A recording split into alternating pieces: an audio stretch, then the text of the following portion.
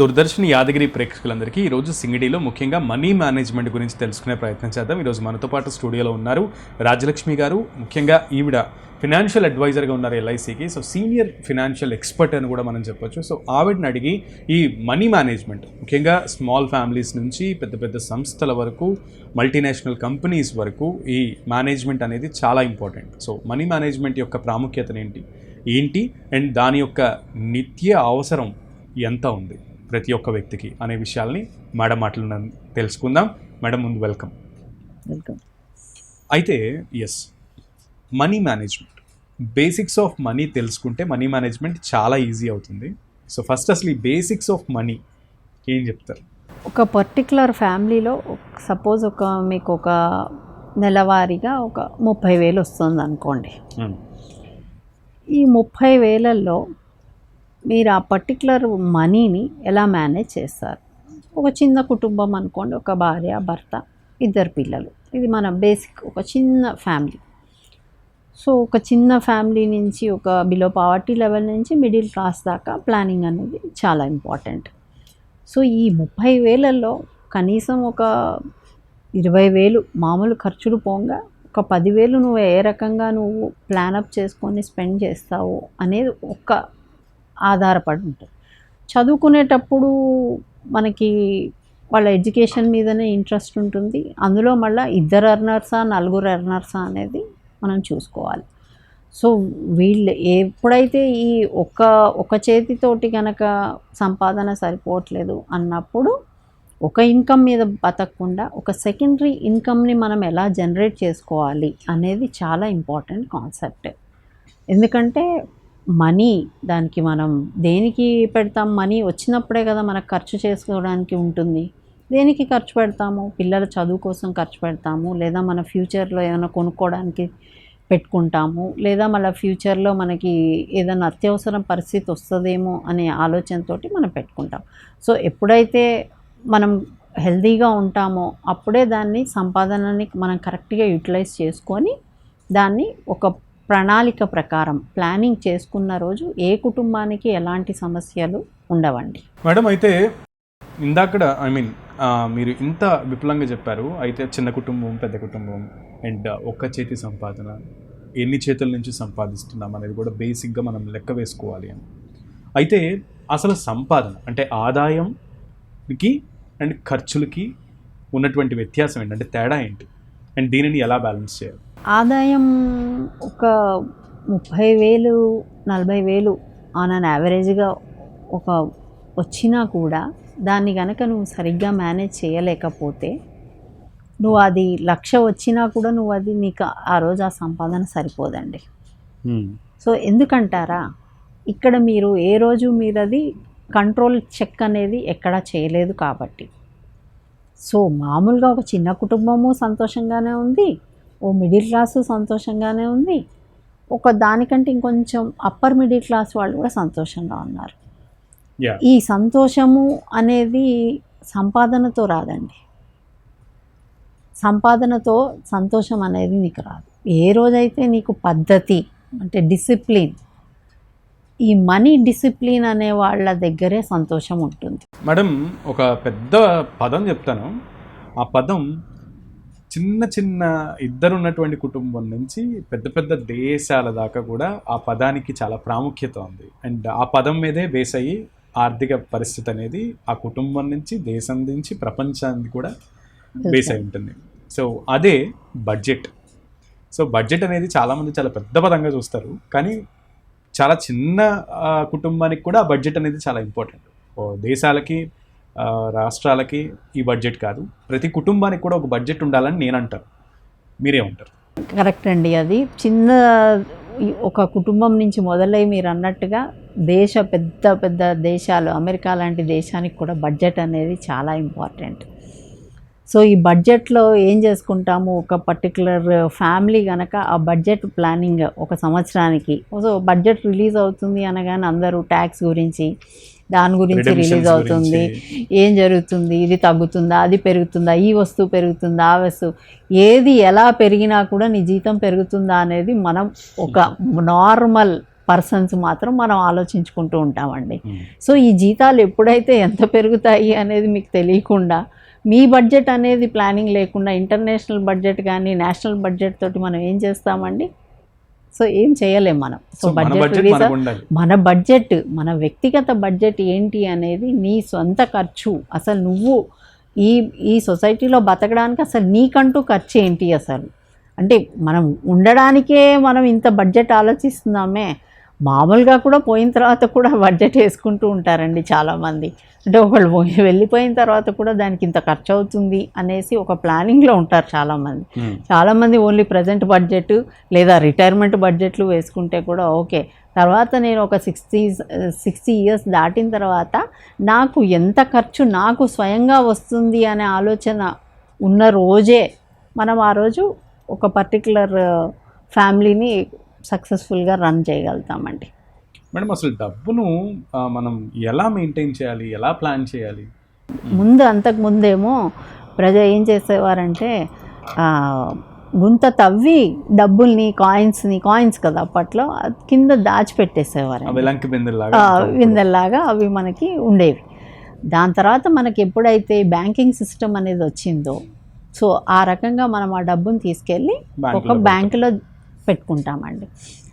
అందులో నుంచి ఆ సేవింగ్లో నుంచి మనకి ఇంత పర్సంటేజ్ ఇంట్రెస్ట్ అనేసి వాళ్ళు మనకి ఇస్తారు. అది కాకుండా కొన్ని పోస్ట్ ఆఫీస్ స్కీమ్స్ అనేసి దాని ద్వారా కూడా మీకు ఇంట్రెస్ట్ వస్తుంది. కాబట్టి ఆ డబ్బుని మాత్రం మీరు ఐడియల్గా ఉంచకూడదండి. ఎప్పుడైతే మీకు మనీ ఐడియల్గా ఉంది అని అంటే అది వ్యర్థం. సో నువ్వు ప్రాపర్గా ప్లాన్ చేయలేదు అని అర్థం.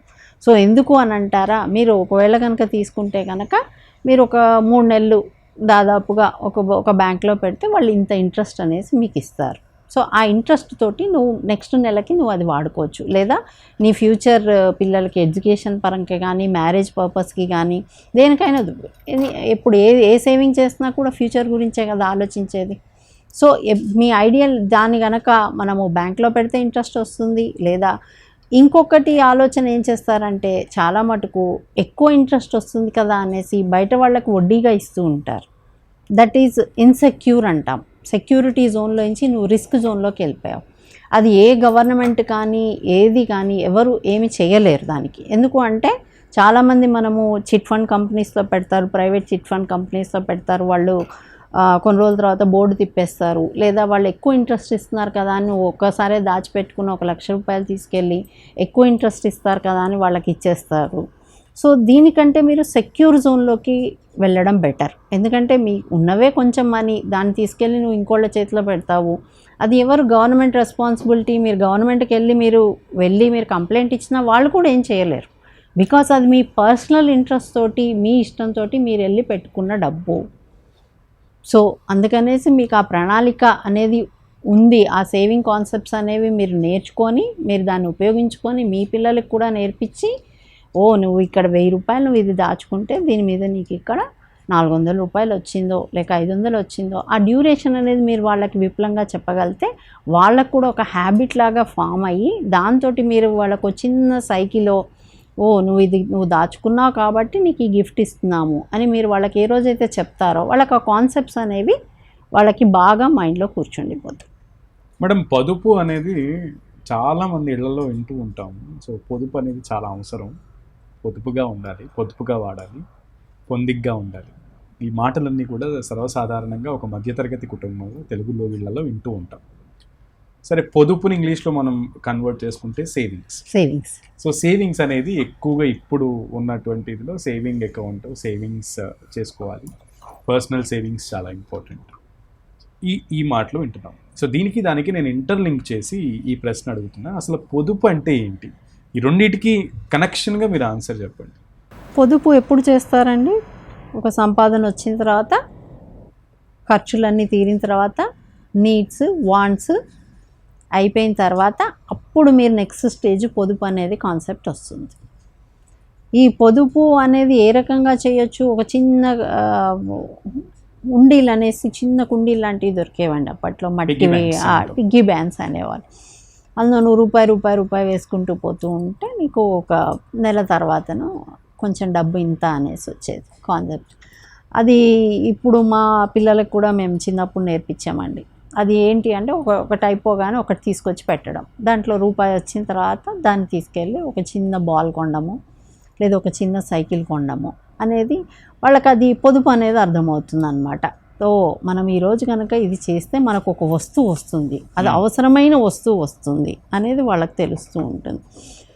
అప్పుడు నెమ్మదిగా కొంచెం పెద్దగా అయిపోయిన తర్వాత ఏం చేస్తాము, ఒక 18 అలా వచ్చిన తర్వాత వాళ్ళకి వయసు వచ్చిన తర్వాత అప్పుడు మీరు బ్యాంక్ అకౌంట్ ఓపెన్ చేసుకొని అప్పుడు వాళ్ళకి చెప్తాం ఏంటి అంటే, నువ్వు ఇందులో కనుక బ్యాంక్లో కనుక దాచుకుంటే, నువ్వు ఇంట్లో దాచుకున్న దానికంటే నీకు బ్యాంక్లో దాచుకుంటే కనుక నీకు ఇంట్రెస్ట్ అనేది వస్తుంది.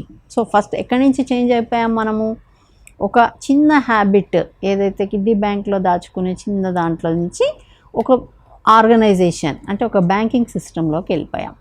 అక్కడి నుంచి వాళ్ళకి వాళ్ళు మళ్ళీ డౌట్లు అడుగుతారు. ఏమని అడుగుతారు, ఓకే ఇది ఇంట్రెస్ట్ పెడితే ఇంత వస్తుంది, అప్పుడు దానికి నువ్వు మళ్ళీ నెక్స్ట్ ఇంకొకటి చెప్తావు ఏమని, ఇంకొక కొంచెం డిపాజిట్ కనుక నువ్వు ఒక 15 రోజులో 20 రోజుల్లో కనుక చేస్తే కనుక అప్పుడు నీకు ఇంకొంచెం ఎక్కువ రూపాయి వస్తుంది అనేసి. సో దాని వల్ల వాళ్ళకి ఏంటి అంటే ఎంతూసియాజం పెరుగుతుంది. ఓకే ఇది నేను ఈ రకంగా చేసిన చోట నేను ఖర్చు కనుక పెడితేనేమో డబ్బులు ఖర్చు అయిపోతాయి, నాకు సేవింగ్ కనుక చేస్తే ఒక చిన్న వస్తువు వస్తుంది ఇంటికి అనే ఒక చిన్న అవగాహన అనేది వాళ్ళల్లో క్రియేట్ అవుతుంది. మేడం ఒక స్టేబుల్ థింగ్ని అడుగుదాం అనుకుంటున్నాను. ఇది చాలామందిలో ఒక కన్ఫ్యూజన్ ఎప్పటికీ ఉంటూ ఉంటుంది. అండ్ మగవారు మ్యాక్సిమం కొంతమంది అంగీకరిస్తారు, కొంతమంది అంగీకరించరు దీన్ని. అండ్ ఆడవాళ్ళు ఖచ్చితంగా కోరుకునేటువంటి అంశం అదే బంగారం. సో బంగారం కొనడం అనేది సేవింగ్స్ కింద చూడాలా, పెట్టుబడి కింద చూడాలా, అసలు బంగారం కొనాలా వద్దా, ఏం చెప్తారు? బంగారం అనేది పెట్టుబడి కిందనే చూడాలండి. ఓకే. ఎందుకంటే బంగారం అనేది సో ఒక్కొక్కసారి పెరిగిపోతూ ఉంటుంది, ఒకసారి తగ్గిపోతుంది. బట్ పాస్ట్ ఒక 50 years నుంచి మాత్రం బంగారం అనేది పెరుగుతూనే ఉంది. అంటే నువ్వు ఎంత బంగారం ఒక 20 సంవత్సరాల ముందు కొన్నప్పుడు నీకు ఒక చిన్న మారుతి కార్ వచ్చేది, ఇప్పుడు అదే బంగారం కనుక కొంటే కనుక నీకు ఒక పెద్ద ఇన్నోవా వెహికల్ లాంటిది ఒక పెద్ద వెహికల్ వస్తుంది అనేసి ఆల్మోస్ట్ ఎప్పుడు మీరు బంగారం మాత్రం అదే బంగారం ప్లేస్ లో వెహికల్ కొన్న మారుతి కార్ కొంటే ఈరోజు డిప్రిషియేషన్లోనే ఉంటుంది, అది అందరికీ తెలిసిందే. డిప్రిషియేషన్ వాల్యూ అనేది వెహికల్కి ఉంటుంది, బట్ బంగారం ఈజ్ ఏ గుడ్ ఇన్వెస్ట్మెంట్ అని చెప్తున్నారు మేడం. అంటే ఎస్, డిప్రిసియేషన్ అనేది తెలుసుకోవడం అండ్ గుర్తెరిగి ముందుకు వెళ్ళడం జీవితంలో చాలా ఇంపార్టెంట్.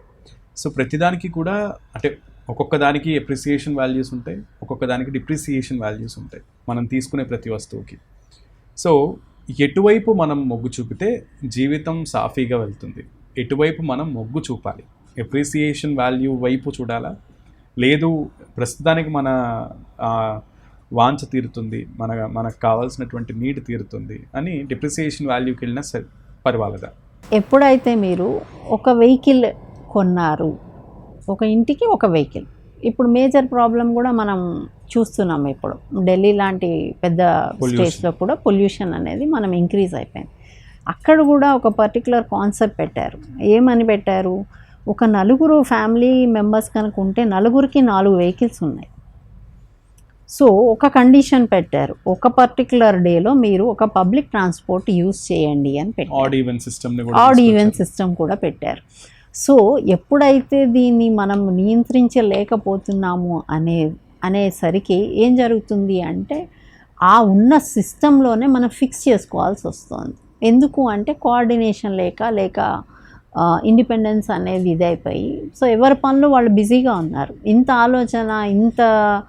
ఆలోచన చేసి అరే పొల్యూషన్ క్రియేట్ అవుతుంది, దీనివల్ల మనకు ఫ్యూచర్లో ఆక్సిజన్ సిలిండర్స్ పెట్టుకొని తిరగాల్సి వస్తుంది అనే కాన్సెప్ట్ అనేది అంత ఆలోచన ఎవరికి లేదు. అచ్చా ఈరోజు గడిచిపోయింది చాలు, ఈరోజు నేను కంఫర్టబుల్గా ఉన్నానా లేదా, ఈరోజు గడిచిపోయింది. సో నేను 4 వెహికల్స్ కాకపోతే నా దగ్గర ఇంకొంచెం డబ్బు ఉంది, ఇంకో 4 వెహికల్స్ కొంటాను. సో కొనడం అనేది ఇప్పుడు ఈ రోజుల్లో పెద్ద సమస్య కాదు. మనం కంఫర్టబుల్గా ఉన్నామా లేదా అనే మట్టుకే చూసుకుంటున్నాం. మనం ఈ రోజులో కంఫర్ట్ ఉన్నాం మేము. సో అది డిప్రిషియేట్ అవుతుందా, దానివల్ల ఏమి సర్కమ్స్టెన్సెస్ వస్తున్నాయి అనేది దట్ ఈస్ నెక్స్ట్ లెవెల్ అయిపోయింది. సోషల్ రెస్పాన్సిబిలిటీ అనేది తగ్గిపోతుంది. సో అప్రిషియేటింగ్ వాల్యూస్ కొంటే బెటర్, బట్ ఉన్న మితంగా చాలు. ఓకే, ఒక వెహికల్ ఉంది, ఓకే ఇది మనం ఈ వెహికల్ తోటి సరిపోతుంది అనుకున్నంత మటుకు పర్లేదు. ఖర్చులు అనేవి ఈ రోజుల్లో చాలా పెరిగిపోతున్నాయి. సో అందులో నిత్యావసర ఖర్చులు లేదంటే ఖచ్చితంగా కావాల్సినటువంటి మ్యాండిటరీ ఎక్స్పెన్సెస్ అనేవి ఉన్నాయి. సో అనవసర ఖర్చుల గురించి పక్కన పెడితే అవసర ఖర్చులే ఈ రోజుల్లో చాలా ఎక్కువ ఉన్నాయి. ముఖ్యంగా అందులో పిల్లలు పుడితే కనుక పిల్లల చదువులకి ఖర్చు కంపల్సరీ, అండ్ పిల్లల పెళ్ళిళ్ళకి ఖర్చు కంపల్సరీ. సో ఈ రెండు కూడా చాలా మ్యాండిటరీ ఎక్స్పెన్సెస్ ఈ రోజుల్లో. సో ఈ ఖర్చుల్ని పెట్టక తప్పదు. సో ఈ ఖర్చుల్ని ఎలా ప్లాన్ చేసుకుంటే ముందుగానే ప్లాన్ చేసుకోవడం మంచిదా? పిల్లలు పుట్టగానే మనం ఫ్యూచర్లో వాళ్ళ చదువులకి పెళ్ళిళ్ళకి సేవ్ చేయడం మంచిదా? లేదు దీనిని ఎలా ప్లాన్ చేసుకుంటే మంచిది? అప్పటికప్పుడు ఖర్చు పెట్టడం మంచిదా? సో మీరు అన్నట్టు కంపల్సరీ ఖర్చులు అనేది ఎడ్యుకేషన్ అండ్ పెళ్ళి రెండు కంపల్సరీ ఖర్చులు అండి. మిగిలిన ఖర్చులు అవి కంపల్సరీ. ఇంకోటి కూడా ఆరోగ్యం కూడా ఆరోగ్యం కూడా ఈజ్ వెరీ ఇంపార్టెంట్. ఈ మూడుకి మ్యాక్సిమం ఖర్చులు పెడుతోంది మనమే. ఏంటి? ఒకటి ఎడ్యుకేషన్కి, ఒకటి పెళ్ళికి, ఒకటి ఆరోగ్యానికి.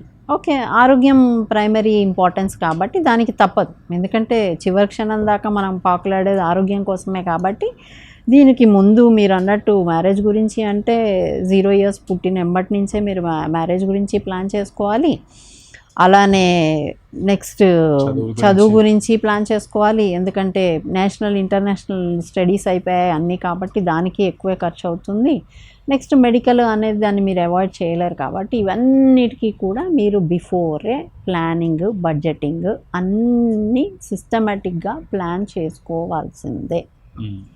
సో ఈ ప్లానింగ్ అనేది మీరు ఒక ఇన్సూరెన్స్ తీసుకోండి, లేదా మీరు ఫ్యూచర్గా దాన్ని సేవింగ్గా పెట్టుకోండి, లేదా మీరు అన్నట్టు ఇందాక చెప్పినట్టుగా మీరు బంగారమే కొనుక్కోండి, లేదా ల్యాండే కొనుక్కోండి, లేదా మీరు ఫ్యూచర్కి ఉపయోగపడేటట్టు అయితే మీకు మెడికల్ ఖర్చులకి ప్లేన్ చేసేందుకు దానికి కూడా ఇన్సూరెన్స్ ఇస్తుంది. మీరు ఇంకో థర్డ్ పార్టీని మీరు అప్రోచ్ అయితే మీకు ఖర్చులు తగ్గిపోతాయి కదా ఆబ్వియస్లీ. సో ఎప్పుడు మీరు ఇవన్నీ తెలుసుకుంటారు అంటే ఎప్పుడు ఇంకొక మనిషితోటి మీరు మాట్లాడిన రోజు మీకు ఆ రోజు మీరు తెలుసుకుంటారు.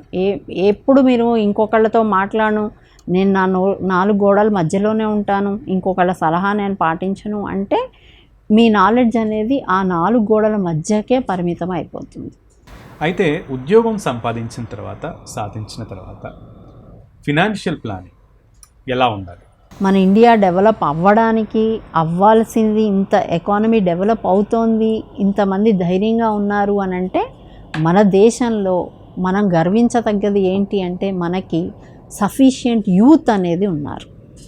ఈ యూత్ ఎప్పుడైతే ఈ సేవింగ్ కాన్సెప్ట్ కానీ వాళ్ళకి కనుక మనము ఇండ్యూస్ చేయగలిగితే, వాళ్ళకి చెప్పగలిగితే కనుక, వాళ్ళని తీర్చిదిద్దగలిగితే మన దేశం జీడిపి అనేది చాలా బాగా ముందుకెళ్తుంది. మేడం, వ్యాపారస్తులు కూడా తమ ఫినాన్షియల్ మేనేజ్మెంట్ అనేది చాలా ఇంపార్టెంట్. ముఖ్యంగా చిరు వ్యాపారస్తులకి తమ ఖర్చు ఎంత పెడుతున్నారు, తాము అప్పు ఎంత తీసుకుంటున్నారు, తమకి ఆదాయం ఎంత వస్తుంది అనేది బ్యారేజ్ వేసుకోవడం చాలా ఇంపార్టెంట్. సో ఈ బ్యారేజ్ వేసుకునే విధానం కరెక్ట్గా లేకపోతే కనుక వ్యాపారం కాదు కదా, కుటుంబాలు కూడా రోడ్డునికి వచ్చేస్తూ ఉంటాయి. సో వాళ్ళకి ఏం చెప్తారు? ఏదైనా ఆర్థిక నిర్ణయం ఎలా తీసుకోవాలని చెప్తారు? చిరు వ్యాపారులు కూడా చిన్న బిజినెస్ చేసే వాళ్ళకు కూడా రోజువారీగా తెచ్చేదే ఎక్కువ ఉంటుందండి. అవును, వాళ్ళకి రోజువారీ లోన్స్ ఏవైతే ఉంటాయో అవి ఇప్పుడు బ్యాంకింగ్ సిస్టమ్ ప్రొవైడ్ చేస్తోంది. బట్ బ్యాంకింగ్ సిస్టమ్ మీద ఆధారపడము అంటే డాక్యుమెంటేషన్ క్లియర్ ఉండాలి. అందుకని వాళ్ళు వేరే ద్వారా కూడా వర్కింగ్ క్యాపిటల్ అంటారు దాన్ని, రోజువారీగా వాళ్ళ ఖర్చు మామూలు ఖర్చు కంటే ఎక్కువగా ఉంటుంది కాబట్టి they approach private financiers. So ఎప్పుడైతే నువ్వు అది తీర్చావు అంటే ఈ క్రెడిట్ కార్డ్స్ ఇవన్నీ సిస్టమ్స్ వచ్చిన తర్వాత కూడా కొంచెం వెసులుబాటుగా ఉంది వాళ్ళకి, బట్ దాన్ని ఇంకొంచెం క్రమపద్ధతిగా చేసుకుంటే కనుక వాళ్ళకు కూడా చాలా ఉపయోగాలు అనేవి ఉంటాయి. మేడం, చదువు ఈ రోజుల్లో స్థాయిలు మారిపోయింది. సో చదువు ఒక ఇంటర్నేషనల్ స్కూల్లో చదువుకుంటేనే విద్య, గవర్నమెంట్ స్కూల్లో చదువుకుంటే విద్య కాదా అనేటువంటి ప్రశ్నలు ప్రతి సామాన్య కుటుంబంలో తలెత్తేటువంటి ఒక నిత్య క్వశ్చన్, డిబేటబుల్ అంశం. సో దీనికి అసలు చదువు గురించి మీరు ఏం చెప్తారు? ఇది ఖర్చులు పక్కన పెడితే, అంటే ఖర్చులు కాకుండా, బికాస్ అన్ని కుటుంబాలు ఖర్చుని బేర్ చేయలేవు. భరించే కుటుంబాలు ఉంటాయి, భరించని కుటుంబాలు ఉంటాయి. సో భరించలేనటువంటి కుటుంబాలకి చదువుని అందుకోవడం ఎలా? ఇది ఎప్పుడో ఎన్నో సంవత్సరాల నుంచి నడుస్తోంది. ఇది మేము కూడా ఫేస్ చేసాం ఈ ప్రాబ్లమ్స్. ఎక్కడ ఏ స్కూల్లో చదివించాలి పిల్లల్ని అనేది ఇది ఒక పెద్ద సమస్య. గవర్నమెంట్ స్కూల్లో చదివితే చదువు కాదా, పెద్ద స్కూల్లో చదివితేనే చదువా, లేదా ఒక స్టేట్ సిలబస్ చదివితే చదువా, సెంట్రల్ సిలబసా లేక ఇంటర్నేషనల్ సిలబస్ చదివితేనే చదువా అనేది ఏ స్కూల్ అయినా ఒకటే చెప్తుందండి. అన్ని రకాలుగా మంచే చెప్తాయి, అన్ని స్కూల్స్ మంచే చెప్తాయి. బట్ మొదటి గురువు తల్లి తండ్రి, అది మాత్రం 80% అండి. మిగిలిన 20% మాత్రం అది మీ కోరికలు, తల్లిదండ్రుల కోరికలు, లేదా పిల్లలకి ఒక చాయిస్ అనేది ఇప్పుడు ఏర్పడింది కాబట్టి వాళ్ళు కూడా నేను ఫలానా స్కూల్లోనే చదువుతాను అని డిమాండ్ చేసే స్టేట్కి వచ్చారు కాబట్టి మీరు వేరే స్కూల్లో చదివించాలేమో తప్ప అదర్వైజ్ ఎనీ చదువు అనేది any school is same, equal. Okay madam, ఫైనల్గా ఫినాన్షియల్ విషయంలో కానీ, డబ్బు విషయంలో కానీ, లేదంటే మేనేజ్మెంట్ విషయంలో కానీ, లేదంటే ఏదైనా సిచ్యువేషన్ కానీ, దేనికైనా డెసిషన్ మేకింగ్ అనేది ఒకటి ఉంటుంది. సో నిర్ణయం తీసుకోగలిగేటువంటి సత్తా ఉన్నటువంటి కుటుంబం చాలా హ్యాపీగా ఉంటుంది. చాలామంది ఆ డెసిషన్ మేకింగ్ చేయలేరు. సో అది చేయలేనటువంటి వాళ్ళకి ఎదుర్కొనేటువంటి సమస్యలు ఏంటి? సో డెసిషన్ మేకింగ్ ఒకరి జీవితంలో ఎంత ఇంపార్టెంట్ రోల్ ప్లే చేస్తుంది? ఒక డెసిషన్ మేకింగ్ అనేది ఇద్దరు కుటుంబ సభ్యుల మధ్య లేదా పెద్దవాళ్ళ అడ్వైస్ తోటి, కొన్ని బేసిక్ రిక్వైర్మెంట్స్ అనేది దానికి డెసిషన్ అవసరం లేదు. ఎందుకంటే పాలు, పండ్లు, కూరలు అవన్నీ మస్ట్ అండ్ షుడ్ కాబట్టి దానికి పెద్ద నిర్ణయం దానికి తీసుకోవాల్సిన ఖచ్చితమైన ఖర్చు కాబట్టి నువ్వు అది పే చేయాల్సిందే. డెసిషన్ అన్నట్టు ఇందాక మనం మాట్లాడుకున్నట్టు ఒక ఎడ్యుకేషన్ చదివించాలి, ఏది చదివించాలి అనే విషయంలో ఒక డెసిషన్ రావచ్చు, ఏ స్కూలు అనే దాంట్లో ఒక డెసిషన్ రావచ్చు, లేదా ఇంకొక డెసిషన్ ఏం రావచ్చు అంటే పెళ్ళి అనేది ఒక డెసిషన్ రావచ్చు, లేదా బంగారం కొనాలా లేక సిల్వర్ కొనాలా అనేది ఒక డెసిషన్ రావచ్చు. ఈ 3 డెసిషన్, లేదా ఒక కార్ కొనాలా, చిన్న కార్ కొనాలా, పెద్ద కార్ కొనాలా అనేది డెసిషన్ కావచ్చు. సో ఈ అన్ని డెసిషన్కి కూడా ఒకటే ఏంటి అంటే బడ్జెట్. ఓకే, బడ్జెట్ ఉందా లేదా? డెసిషన్ మేకింగ్ తీసుకునే వాళ్ళు ఒకట్లయితే దానికి జడ్జిమెంట్ ఇచ్చే వాళ్ళు కూడా ఒకటి ఉండాలి కుటుంబంలో. ఉంటేనే అది చక్కగా రైట్ ఆర్ రాంగ్ అని తెలుస్తుంది. సో ఫినాన్షియల్గా, ఆర్థిక పరంగా మనం బడ్జెట్ని ఆధారపడి మన కుటుంబంలో ఉన్నటువంటి బడ్జెట్ మనకున్నటువంటి స్థితిని పట్టుకుని దానికి అనుగుణంగా ప్లాన్ చేసుకుంటే సక్రమంగా జీవితం ముందుకు వెళ్తూ సక్సెస్ బాటలు పట్టచ్చు. Right, thank you so much Rajalakshmi garu, ఇంత అమూల్యమైన సమయాన్ని మాకు కేటాయించి ముఖ్యంగా మనీ మేనేజ్మెంట్ గురించి విపులంగా వివరించినందుకు ధన్యవాదాలు. థ్యాంక్స్. ఇది ఇవాల్టి ప్రత్యేక కార్యక్రమం. మరో కార్యక్రమంతో మళ్ళీ కలుద్దాం. నమస్తే.